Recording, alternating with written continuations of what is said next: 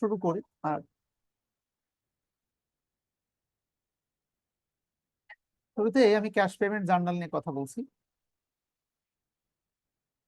তাহলে cash payment journal মানে নগদ প্রাপ্তি যাবে, অর্থাৎ ক্যাশ টাকা চলে গেলে ক্রেডিট, আর যে কারণে যাবে ওই টাইটেলটা ডেবিট হবে।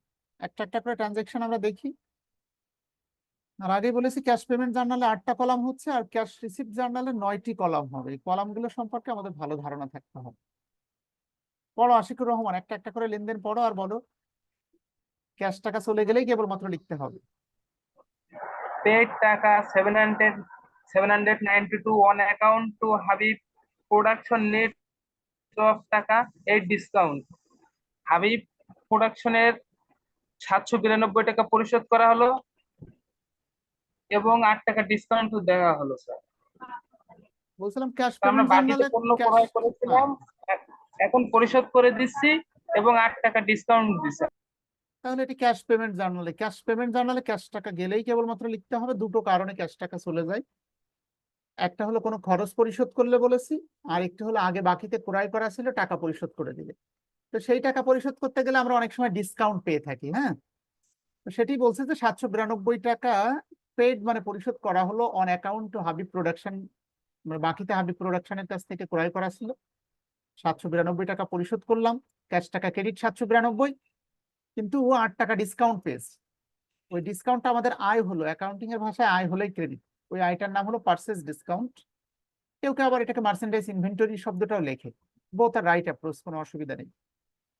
তাহলে টোটাল বোঝা গেল হাবিব প্রোডাকশনের লেনদেন কিন্তু ক্লোজ হয়েছে 800 টাকা আমাদের কাছে পেতে বোঝা গেল।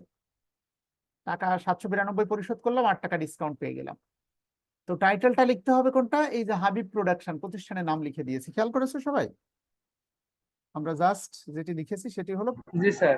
হাবিব প্রোডাকশন। এই যে আমি লিখেছি, দেখো 3 তারিখের লেনদেন ছিল এটা, জুন 3 তারিখ। এই যে তারিখ লিখেছি, অ্যাকাউন্ট টাইটেল লিখেছি। এরপরেরটা পড়ো, মহু আক্তার, 6 তারিখের transaction. Purchase inventories for cash টাকা 817। ইনভেন্টরি ক্রয় করা হলো নগদে 817 টাকা। কি হবে জাবেদা? এটা হচ্ছে inventory merchandise inventory debit, cash credit. দেখো এক সময় ছিল তোমরা এটাকে করতে পার্সেস ডেবিট ক্যাশ টাকা ক্রেডিট, কিন্তু পারপিচুয়াল ইনভেন্টরি সিস্টেমে প্রতিষ্ঠান যাই ক্রয় করুক না কেন তা সর্বপ্রথম গোডাউনে এসে মজুত পণ্য হিসেবে সংরক্ষিত হবে। এই কারণে টাইটেলটা নাম হবে মার্চেন্ডাইজ ইনভেন্টরি ডেবিট ক্যাশ টাকা ক্রেডিট। তাহলে প্রত্যেকটা লেনদেনের কারণে খেয়াল করবে এই ক্রেডিট দিকে যে পরিমাণ টাকা থাকবে, এই 3টা ডেবিটের মধ্যে একই পরিমাণ টাকা ইনক্লুডেড হবে। এই কারণে দিন শেষে ডেবিট আর ক্রেডিটের ব্যালেন্স কিন্তু মিলে যেতে হবে। না মিললে বুঝতে হবে অঙ্কটা ভুল হয়ে গেছে। তো মার্চেন্ডাইজ ইনভেন্টরি ডেবিট 817, এই যে, আর ক্যাশ টাকা ক্রেডিট 817। স্যার এখানে কি পারপেচুয়াল আর পিরিয়ডিক এই দুইটাই পড়বে নাকি একটা মেথডই পড়বে? দেখো কোনো পদ্ধতি সাধারণত উল্লেখ করা থাকবে না, রিমেম্বার। তো আমরা অ্যাকাউন্টিং এর ভাষায় বিবিএ তে সব অঙ্কগুলোই পারপিচুয়াল ইনভেন্টরি সিস্টেমে আমাদেরকে করতে হবে। এখানে লেখা নেই যে মাল্টিপল কলামের কথা বলা আছে, কিন্তু পিরিয়ডিক নাকি পারপিচুয়াল ইনভেন্টরি সিস্টেমে করতে হবে সে বিষয়ে কিছু লেখা নেই। বাট আমরা জানি কোনো প্রোডাক্টকে পারচেস করলেই পারপিচুয়াল ইনভেন্টরি সিস্টেমে মার্চেন্ডাইজ ইনভেন্টরিকে ডেবিট করতে হবে। ইন্টারমিডিয়েটে ক্রয় করলে ক্রয়কে খরচ বলে ডেবিট করেছো, আর এখন ক্রয় করলে গোডাউনে মজুত পণ্য বাড়ছে বিধায় মার্চেন্ডাইজ ইনভেন্টরি ডেবিট করবে 817, আর ক্যাশ টাকা ক্রেডিট 817। এক্ষেত্রে বলে রাখি ক্যাশ রিসিপ্ট এবং পেমেন্ট জার্নালে যদি স্টুডেন্ট টাইটেলটা ভুলও লিখে ফেলে, সে যদি নিশ্চিত হয় এই ডেবিট 3টের দিকে যত টাকা বাড়বে ক্রেডিটের দিকে একই পরিমাণ টাকা বৃদ্ধি পাবে, তাহলে দিন শেষে কিন্তু তার উত্তরটা মিলে যাবে। আসো এর পরেরটা পড়ে শোনাও দেখি।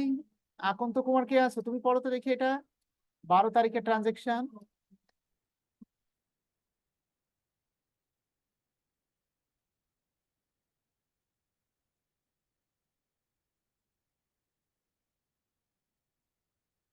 পেড টাকা 375 ফর সাপ্লাইজ।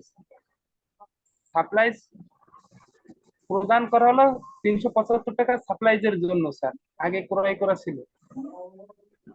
এখনই ক্রয় করো, আগে ক্রয় করা থাকবে কেন? পেইড মানে পরিশোধ করা হলো 375 টাকা ফর সাপ্লাইজ, মনিহারি ক্রয় করে। সাপ্লাইজ কে ইন্টারমিডিয়েট পর্যন্ত খরচ বললেও বিবিএ তে এসে এটাকে আমরা বলেছি সম্পদ। এই লেনদেনের ফলে সাপ্লাইজ নামে একটা সম্পদ বাড়লো ডেবিট, ক্যাশ টাকা চলে গেল ক্রেডিট। তাহলে দেখো সাপ্লাইজ নামে যেহেতু এখানে কোনো টাইটেল নেই, হিসাব খাতে আমরা দুটো হিসাব খাত করে থাকি সাধারণত, খেয়াল করো। এই কারণে সাপ্লাইজ এখানে আমরা লিখে দিয়েছি, সাপ্লাইজ ডেবিট। কিন্তু কোন কলামে টাকাটা লিখবো? আমি বলছিলাম ক্যাশ পেমেন্ট জার্নালে দুটো কারণে ক্যাশ টাকা চলে যায়। একটু হলো অ্যাকাউন্টস পেয়েবল, যিনি টাকা পায় তাকে টাকা পরিশোধ করলে ক্যাশ টাকা চলে যায়। আর কোনো খরচ যদি পরিশোধ করি সেই খরচের কারণে। তো অনেক খরচ, অনেক ধরনের খরচ হতে পারে, সব খরচের নাম উপরে না লিখে আমরা শুধু আদার্স অ্যাকাউন্ট ডেবিট করেছি। যে খরচই হোক না কেন টাকাটা আদার্সে দেখাবো, টাইটেলটা এখানে লিখবো। সাপ্লাইজ খরচ হতে পারে, স্যালারিজ হতে পারে, হাউস রেন্ট হতে পারে, টাকাটা আদার্সে ডেবিট করবো। এই যে সাপ্লাইজ ডেবিট 375, ক্যাশ টাকা ক্রেডিট 375। এরপর একটা পড়ো শারমিন সুলতানা, 12 তারিখের transaction. Purchased inventory on credit for Musa Supply from Musa Supply টাকা 774। ইনভেন্টরি ক্রয় করা হয়েছিল মুসা সাপ্লাই থেকে, যাকে 774 টাকা প্রদান করা হয়েছে। কোথায় লেখা আছে প্রদান করা হলো? সরি বাকিতে বাকিতে পারচেসড মানে ক্রয় করা হলো, ইনভেন্টরি মজুদ পণ্য অন ক্রেডিট বাকিতে মুসা সাপ্লার কাছ থেকে। বাকিতে ক্রয় করলে কি ক্যাশ টাকা চলে গেল এই লেনদেনের ফলে? আশিকুর রহমান, যায়নি। এই লেনদেনের না ফলে স্যার, ক্যাশ ট্রানজেকশন লেনদেন সংঘটিত হয়নি। হ্যাঁ, যেহেতু ক্যাশ না, টাকা যায়নি এখানে বিধায় ক্যাশ পেমেন্ট জার্নালে এই লেনদেনটা দেখানো যাবে না। ওকে, না। ক্যাশ পেমেন্ট জার্নালের মূল এরপর কথা হলো যদি কোনো কারণে ক্যাশ টাকা চলে যায় কেবলমাত্র তখনই রেকর্ড করতে হবে। তাহলে বোঝা গেল 16 তারিখ নিয়ে আপাতত লেখার কোনো সুযোগ নেই। অন অ্যাকাউন্ট বা অন ক্রেডিট শব্দের অর্থ হলো বাকিতে। এরপরে মিনারুল ইসলাম পড়ে শোনাও দেখি। মিনারুল যদি না থাকে পরেরটা সবুজ বা মহু আক্তার যে কোনো একজন পড়ে শোনাও দেখি। কোনটা? 18 তারিখের ট্রানজেকশন।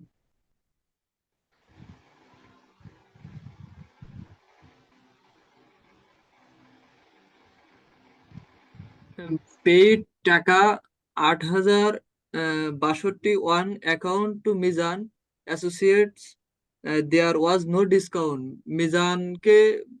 মিজান অ্যাসোসিয়েটকে 8,062 টাকা প্রদান করা হলো কিন্তু কোনো ডিসকাউন্ট ছাড়া। আচ্ছা, তাহলে কি হবে যাবে এটা বলো তো? স্যার এখানে অ্যাকাউন্টস পে বলে আমি টাকা এ করে দেবো আর ক্যাশ থেকে টাকা ক্রেডিট করে দেবো। ইয়েস, অ্যাকাউন্টস পে বলে ডেবিট হবে। তাহলে অ্যাকাউন্টস পেয়েবল ডেবিট, ব্র্যাকেটে লিখবে মিজান অ্যাসোসিয়েট, আর ক্যাশ টাকা ক্রেডিট। তো এখানে তো অ্যাকাউন্টস পেয়েবল শব্দটা লেখা যাবে না, যেহেতু যে টাইটেলটা উপরে লেখা থাকে ওই টাইটেল আর এই টাইটেলে লেখা যায় না। এই কারণে দেখো আমি লিখেছি মিজান অ্যাসোসিয়েট, কিন্তু টাকাটা দেখিয়েছে অ্যাকাউন্টস পেয়েবল ডেবিট 8,062, ক্যাশ টাকা ক্রেডিট 8,062। যদি ডিসকাউন্ট থাকতো তাহলে ডিসকাউন্ট আর ক্যাশ মিলেই 8,062 হতো, but there was no discount. এরপরে পারচেস ফার্নিচার, ফার্নিচার ক্রয় করা হলো ক্যাশ টাকা 960 টাকা দিয়ে। এই লেনদেনের ফলে ফার্নিচার নামে একটা সম্পদ পেলাম ডেবিট, ক্যাশ টাকা চলে গেল ক্রেডিট। তো ফার্নিচার নামে এখানে যেহেতু কোনো টাইটেল নেই, এখানে আদার্সে দেখাবো টাকাটা আমরা 960 টাকা। এই যে দেখো আমি এখানে লিখেছি ফার্নিচার ডেবিট 960 আর ক্যাশ টাকা ক্রেডিট 960। খেয়াল করেছে এটাও 960, এটাও 960 আছে। এরপরে যেটি আছে সেটি হলো paid taka 3,910 on account to Alpha Software, the discount was taka 90। কি হবে মহু আক্তার? স্যার আলফা সফটওয়্যারকে প্রদান করা হলো 3,910 টাকা, দা ডিসকাউন্ট ওয়াজ টাকা 90। এখানে 90 টাকা ডিসকাউন্ট দেওয়া হয়েছে, তাহলে এখানে যাবে হবে Alpha Software debit, cash credit, purchase discount credit. Credit, ধন্যবাদ। তো আলফা সফটওয়্যার বলতে আসলে অ্যাকাউন্টস পেয়েবল ডেবিট, ব্র্যাকেটে আলফা সফটওয়্যার প্রতিষ্ঠানের নাম লিখবে। এই জন্য অ্যাকাউন্টস পেয়েবল নামে দায় কমে যাবে কত টাকা বলো তো? 3,910 ডেবিট করবে নাকি দুটো যোগ করে একসাথে ডেবিট করবে? 4,000 টাকা। স্যার দুটো যোগ করে।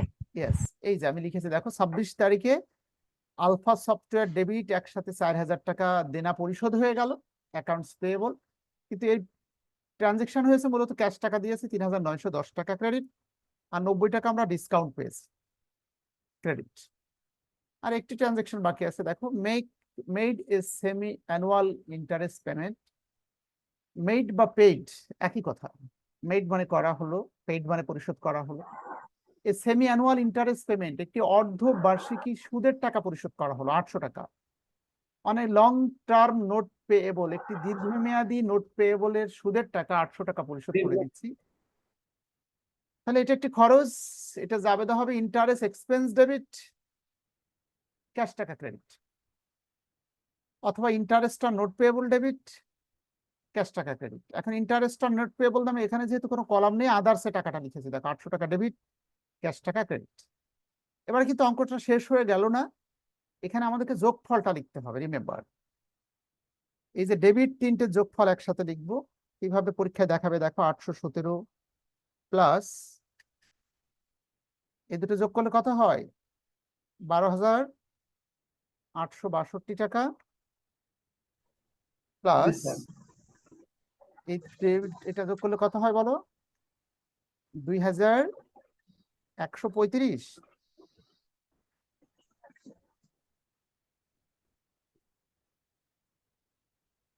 এই যে 15,814। এই যে তিনটে টাকা এবার একসাথে আমাদেরকে আন্ডারলাইন করে তিনটের নিচেই যোগফলটা লিখতে হবে। তিনটের যোগফল একসাথে কত হয়েছে আশিকুর রহমান? 15,814 টাকা। এটা ডেবিট ব্যালেন্স হয়ে গেল। হ্যাঁ, এটার নিচে আমাদেরকে ডাবল আন্ডারলাইন করতে হবে, কন্ট্রোল শিফট ডি। ওকে, 15,814। একইভাবে এবার এই যে ক্রেডিট দুটো আছে, ক্রেডিট দুটো আমাদেরকে যোগ করতে হবে। হ্যাঁ, সম্ভবত এখানে 15,700 কত হচ্ছে আশিকুর রহমান? এটা এখানে 98 আছে এটা, আর বাকিটা হবে 15,700 কত? এটা যোগ করলে বলো।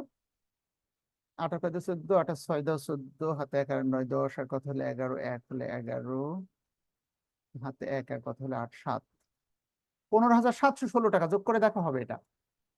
আবার এই দুটো টাকা আমরা যখন একসাথে যোগ করব, তখন আমাদের এই যোগফলটা বের হয়ে যাবে। কত টাকা দেখো?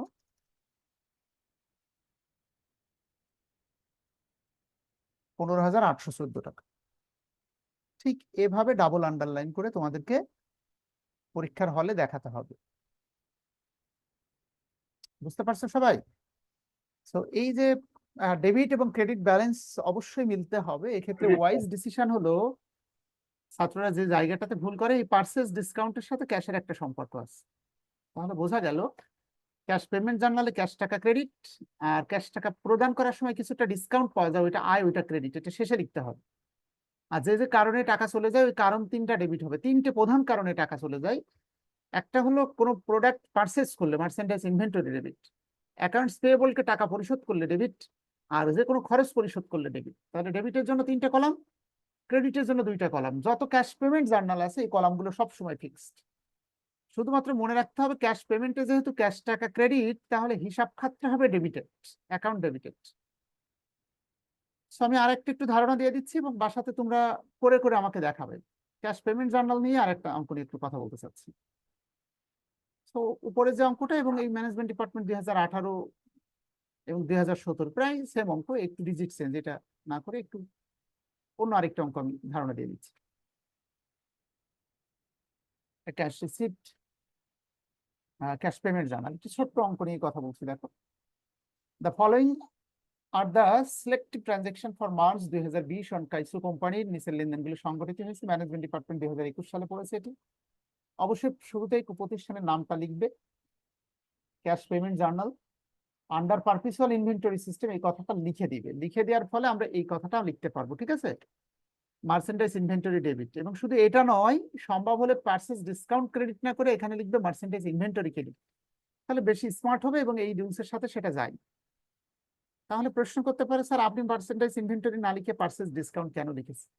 আমি লিখেছি তোমাদের জন্য কষ্ট কম হয় তাই, এটার সাথে এটা গোলায় না ফেলো। পারপিচাল ইনভেন্টরি সিস্টেমে যত খরচই করো না কেন সেই খরচের নাম উল্লেখ করা যাবে না, যে কারণে আয় হোক না কেন পারচেস রিলেটেড ওই আয়টাকে উল্লেখ না করে মার্চেন্ডাইজ ইনভেন্টরি নামে এটাকে নামকরণ করতে হয়। সেটা জাবেদার ক্লাসে এই বিষয়ে কথা বলবো, খুব দ্রুত অঙ্কটা আমি ব্যাখ্যা দিয়ে দিচ্ছি। তো আগেই দেখো ক্যাশ পেমেন্ট জার্নালে আগের মতোই ক্যাশ টাকা ক্রেডিট শেষের দিকে লিখেছি এবং পারচেস ডিসকাউন্ট ক্রেডিট। তিনটে কারণে খরচ হবে, সেই কারণ তিনটে debit: merchandise inventory debit, accounts payable যিনি টাকা পায় তাকে টাকা পরিশোধ করলে ডেবিট, যে কোনো খরচের কারণে টাকা চলে গেলে ডেবিট। এই কারণে অ্যাকাউন্ট টাইটেলটা হবে ডেবিটেড। রেফারেন্স নাম্বার আর তারিখটা, রেফারেন্স নাম্বার জাস্ট ফর্মালিটিস, তারিখটা উল্লেখ করতে হবে না। এবার আসলে 2020 সালের মার্চের 1 তারিখে মার্চেন্ডাইজ পারচেস ফর ক্যাশ টাকা 32,500 টাকা দিয়ে মজুত পণ্য ক্রয় করা হলো। মার্চেন্ডাইজ ইনভেন্টরি ডেবিট 32,500 টাকা, ক্যাশ টাকা চলে গেল ক্রেডিট 32,500। খুব সতর্কতার সাথে দেখতে হবে, ডেবিটে যে পরিমাণ টাকা বাড়বে ক্রেডিটে সেই পরিমাণ বাড়তে হবে, একই পরিমাণ টাকা রেকর্ডেড হবে, আদারওয়াইজ কিন্তু অঙ্ক মিলবে না। পারচেস অফ সাপ্লাইজ, সাপ্লাইজ নামক মণিহারি নামক সম্পত্তি ক্রয় করা হলো 1050 টাকা দিয়ে। তাহলে সাপ্লাইজ যেহেতু বাকিতে না নগদে কিছু লেখা নেই, নগদেই ধরে নিতে হবে। রিমেম্বার, একটি দোকান থেকে একটি প্রোডাক্ট কিনলে দোকানদার কখন তোমার নাম লেখে না, যখন তুমি নগদে পারচেস করো। আর বাকিতে পারচেস করলে অবশ্যই দোকানদার তোমার নামটা লিখে রাখে। তো যেহেতু এখানে বাকি না নগদ উল্লেখ করা নেই, মনে রাখতে হবে অবশ্যই ট্রানজেকশনটা নগদে সংগঠিত হয়েছে। সো পারচেস অফ সাপ্লাইজ মণিহারি ক্রয় করা হয়েছে 1050 টাকা দিয়ে। সাপ্লাইজ নামক একটা সম্পদ বাড়লো ডেবিট, এটা টাইটেল লিখেছি। সাপ্লাইজ নামে এই তিনটে টাইটেলের মধ্যে কোনো টাইটেল না থাকাটাই টাকাটা আদার্সে দেখিয়ে দিয়েছে, আদার্স অ্যাকাউন্ট ডেবিট। ক্যাশ টাকা ক্রেডিট 1050 টাকা। পেড কেপি কোম্পানিকে 4,410 টাকা পেমেন্ট করেছি, অফ ইনভয়েস টাকা 4,500। খেয়াল করে দেখো, 4,500 টাকা চালানের বিপক্ষে আমরা তাকে 4,410 টাকা দিয়েছি। 2% লেস মানে 90 টাকা, এই যে এখানে দেখাই যাচ্ছে 90 টাকা আমরা কিন্তু ডিসকাউন্ট পেয়েছি। তাহলে অ্যাকাউন্টস পেয়েবল ডেবিট ব্র্যাকেটে কেপি কোম্পানি, অ্যাকাউন্টস পেয়েবলের দিকে টাকা লিখেছি। দেখো 4,500 টাকা দেনা পরিশোধ হয়েছে, কিন্তু ক্যাশ টাকা দিয়েছি আমরা 4,410 টাকা, আর বাকি 90 টাকা আমরা ডিসকাউন্ট পেয়েছি। যদি 2% লেখা নাও থাকতো তাও মেধাবীরা বুঝতে পারতো যে 4,410 টাকা পেমেন্ট করেছি, অথচ টাকা পাবে সে 4,500 টাকা, তাহলে বোঝাই যাচ্ছে 90 টাকা ডিসকাউন্ট। এখানে যদিও পার্সেন্টেজটা বলা আছে 4500 টাকা, 2% 90 টাকাই হবে। পারচেসড ইকুইপমেন্ট সরঞ্জাম ক্রয় করা হয়েছে 25,000 টাকা দিয়ে ক্যাশে। এই লেনদেনের ফলে ইকুইপমেন্ট নামে একটা সম্পদ বাড়লো 25,000 টাকা, এই যে ইকুইপমেন্ট ডেবিট 25,000, আর ক্যাশ টাকা চলে যাচ্ছে ক্রেডিট 25,000। উইথড্র ক্যাশ অফ টাকা 1500 from business for personal use. Withdraw মানে উত্তোলন করা হলো ক্যাশ টাকা 1500 ব্যবসা হতে ব্যক্তিগত ব্যবহারের জন্য। আমরা জানি মালিক যদি ব্যক্তিগত প্রয়োজনে প্রতিষ্ঠান থেকে কোনো ক্যাশ টাকা তুলে নেয়, তাহলে উত্তোলন হিসাব ডেবিট, ডেবিট, ক্যাশ টাকা credit. Cash credit. Withdraw debit না করে ড্রয়িং অ্যাকাউন্টকে ডেবিট করতে পরামর্শ দিয়েছিলাম, কারণ উইথড্র একটা ভার্ব আর ড্রয়িং শব্দটাকে নাউন হিসেবে ব্যবহার করতে বলেছিলাম। ড্রয়িং অ্যাকাউন্ট ডেবিট, ড্রয়িং এর সিনোনিমও উত্তোলন করা ডেবিট, আর ক্যাশ টাকা ক্রেডিট। তাহলে ড্রয়িং ডেবিট, এই যে 1500 টাকা আদার্স থেকে টাকাটা ডেবিট হয়ে গেল, আর ক্যাশ টাকা ক্রেডিট 1500 টাকা। পেইড স্যালারি ফর মার্চ মাসের বেতন পরিশোধ করা হলো 6,000 টাকা দিয়ে। স্যালারিস এক্সপেন্স ডেবিট, ক্যাশ টাকা ক্রেডিট। স্যালারিস এক্সপেন্স নামে এখানে কোনো টাইটেল না থাকার কারণে আদার্স অ্যাকাউন্টকে ডেবিট করতে হবে। তাহলে বোঝা গেল শুধুমাত্র অ্যাকাউন্টস পেয়েবলের কারণে কোনো টাকা চলে গেল ওই কলামে দেখানোর সুযোগ আছে, অন্য যতগুলো পারপাজে টাকা যাবে সব আদার্সে দেখাতে হবে। এবার এটাও কিন্তু আমার যোগফলটা টানতে হবে, এবং এই যে 3টা ডেবিট টাকা আর এই 2টা ক্রেডিটের যোগফল অবশ্যই মিলে যাবে সব সময়। পরীক্ষায় কিভাবে করবে আমি দেখিয়ে দিচ্ছি। তাহলে 2টা ক্যাশ পেমেন্ট বাসায় আমি হোমওয়ার্ক দিয়ে দিচ্ছি, বাসাতে কষ্ট হলেও মিনিমাম একটা অঙ্ক সবাই করে আমাকে দেখাবে। এই যে মার্চেন্ডাইজ ইনভেন্টরি 32,500, 4,500 টাকা অ্যাকাউন্টস পেয়েবল, আর এটা যোগ করে কত হয়? Ashikur Rahman, others account 25,631, 32,500, 33,550। 50, হ্যাঁ বলো বলো। 11,050। এটা যোগ করে 11। ঠিক আছে আমার লেখা? কিভাবে সম্ভব? আমি যেটা লিখেছি সেটা ঠিক আছে? জি স্যার। আচ্ছা, তো এই জি স্যার, ঠিক আছে। 33,550 আমরা এটা আন্ডারলাইন করে নিলাম, এই টাকাটা নিচে যোগফল লিখবো। একইভাবে ক্রেডিটটাকে আমরা আলাদা যোগ করব। এখানে 33, এখানে এইগুলো আগে যোগ করে নিই তিনটা, বলো তিনটা যোগ করে কত টাকা হয়? 33 আর 70,550। 70,550। এটা নিচে পরীক্ষার হলে ডাবল আন্ডারলাইন জি করবে, স্যার। ঠিক আছে? Control shift double underline. আচ্ছা, একইভাবে এই দুটো যোগ করলেও তোমরা 70,550 পাবে। 70,400 বা 550, তাই তো? 440। 500। হ্যাঁ হ্যাঁ, জি স্যার।